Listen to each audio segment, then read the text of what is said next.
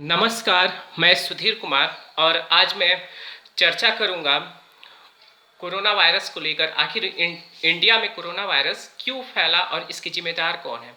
सबसे पहले हम कह दें कि तीन लोग, सत्ताधारी, नौकरशाह और पूंजीपति, यह तीन लोग कभी भी अपनी गलतियों को स्वीकार नहीं करते हैं। हमेशा जो भी अंगुली इनके ऊपर उठती है उन्हें तुरंत दूसरी तरफ यह मोड़ देने में माहिर समझे जाते हैं। यह आश्चर्यजनक है कि चीन से के वुहान प्रांत से फैला यह कोरोना वायरस धीरे धीरे बढ़ता हुआ आज 50 लाख कोरोना संक्रमित लोग हो गए हैं और इंडिया 1 लाख से पार कर चुका है, जो बेहद दुखद और आश्चर्यजनक है। और यह शुरुआत कहाँ से होती है? तो इसमें सबसे जो मेन रोल प्ले कर रहा है वह लापरवाही, और स्पेशली इंडिया के संदर्भ में लापरवाही मानना पड़ेगा कि लापरवाही ही मेन रोल प्ले किया है। हम आम आदमी हैं, हमारी पहुंच एक सीमित है, लेकिन आपके पास पूरा संसाधन था, सब कुछ था, लेकिन आपको खबर ही नहीं लगा कि कोरोना वायरस किस तरीके से फैल रहा है और कैसे चाइना जैसे देश को ही घुटनों के बल ला दिया था। सबसे पहले हम बात करेंगे डेट वाइज कि किस तरीके से कोरोना वायरस का यह फैलाव हुआ। कोरोना वायरस से जो सबूत मिल रहे हैं उससे साबित हो रहा है कि जो कोरोना वायरस है वह वुहान, जहाँ पर जंगली जानवरों का मीट दुकान है, मीट होलसेलर है, वहाँ से यह फैला। उसके कारण बहुत सारे लोग संक्रमित हुए हैं। पहले वुहान के मीट मार्केट में दुकानदारों को हुआ, धीरे धीरे लोगों को होना शुरू कर दिया। 31 दिसंबर को चीन ने WHO को अलर्ट किया कि एक वायरस ने वुहान में कई लोगों को संक्रमित कर दिया है। देखिएगा, 31 दिसंबर यानी 2019 को चीन ने WHO को अलर्ट किया कि एक वायरस ने वुहान प्रांत में कई सारे लोगों को संक्रमित कर दिया। 5 जनवरी को चीन ने दावा किया कि सार्स वायरस का कोई मेंबर है जो यह मतलब फैलाने का, उसी वायरस के कारण लोग संक्रमित हो रहे हैं क्योंकि सिम्टम समान दिख रहे थे। 7 जनवरी को WHO ने कोरोना वायरस के बारे में बताया पूरे विश्व को। 7 जनवरी को कोरोना वायरस के बारे में WHO ने बता दिया क्लियर कि हाँ, कोरोना वायरस के कारण चीन में बहुत ज़्यादा लोग प्रभावित हो रहे हैं। 11 जनवरी को चीन में कोरोना के कारण एक व्यक्ति की मौत होती है और चीनी जो प्रशासन है इसे कंफर्म करती है, और वह व्यक्ति 61 साल का था जो 9 जनवरी 2020 को अस्पताल में भर्ती हुआ था। 17 जनवरी को कोरोना वायरस ने चीन में एक और व्यक्ति की जान ले ली। अगले ही दिन यूएस ने एयरपोर्ट पर स्क्रीनिंग शुरू कर दी, और यह 17 जनवरी को जब यह खबर सुना गया तो फिर यूएस ने क्या किया, यूनाइटेड स्टेट्स ऑफ अमेरिका ने वहाँ पर अपने एयरपोर्ट पे स्क्रीनिंग शुरू कर दी। जो बाहर से लोग आ रहे थे उन लोगों की जांच प्रक्रिया, स्क्रीनिंग करना शुरू कर दिया था। 13 से 19 जनवरी के बीच US, Nepal, France, Australia, Malaysia, Vietnam, Taiwan में कोरोना के केस दर्ज किए गए। 20 से 26 जनवरी के बीच चीन में 3 और मौतें कोरोना वायरस से हो गई और 200 से ज़्यादा लोग संक्रमित हो गए। हुबई, बीजिंग और शंघाई जैसे क्षेत्रों में, चीन के क्षेत्रों में वायरस पूरी तरीके से फैल चुका था। चीनी नववर्ष में जो लोग शामिल हुए थे उनसे भी कोरोना संक्रमण पूरे विश्व में फैला, और यह तब पता चला कि हाँ, human to human transmission corona virus का हो रहा है। 30 जनवरी को WHO ने कोरोना वायरस को ग्लोबल इमरजेंसी कहा। अब देखिएगा, 30 जनवरी 2020 को WHO ने कोरोना वायरस को ग्लोबल इमरजेंसी कहा। तब तक कोरोना वायरस चीन के 31 क्षेत्रों में फैल चुका था। 2 फरवरी को चीन के बाहर फिलीपींस में एक मौत दर्ज की गई जो कोरोना वायरस के कारण हुआ था। यह पहली बार चीन के बाहर किसी व्यक्ति का मौत हुआ था। 7 फरवरी को लिविन लियांग जो कोरोना वायरस के बारे में बताए थे उनकी मौत हो जाती है।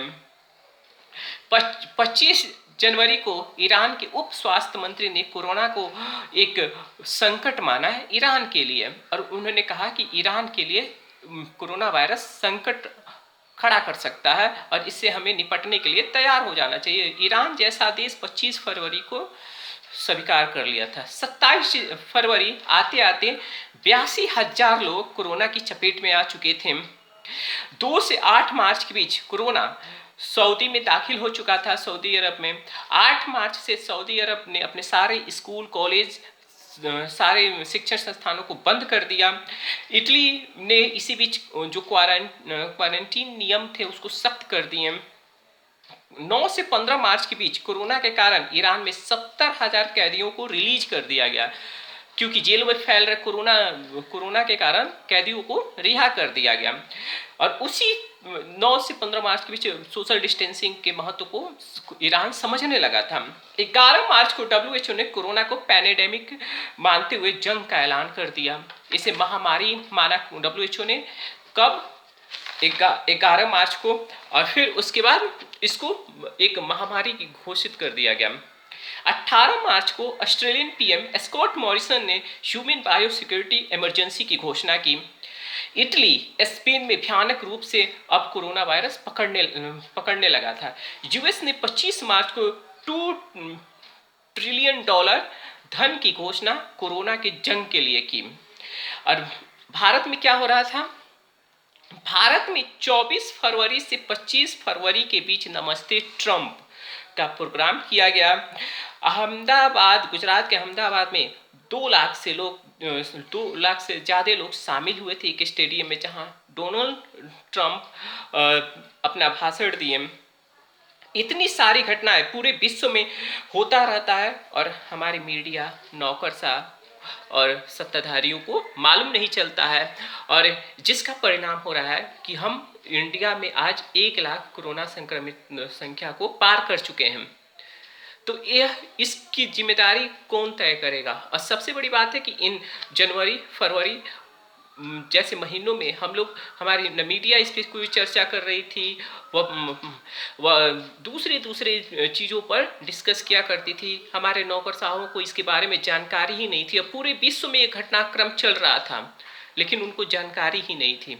और अगर जानकारी थी तो आम जनता से शेयर करना चाहिए था। और इन्हीं 2 महीनों की लापरवाही ने आज स्थिति ऐसा कर दिया है कि लॉकडाउन पे लॉकडाउन बढ़ते जा रहा है।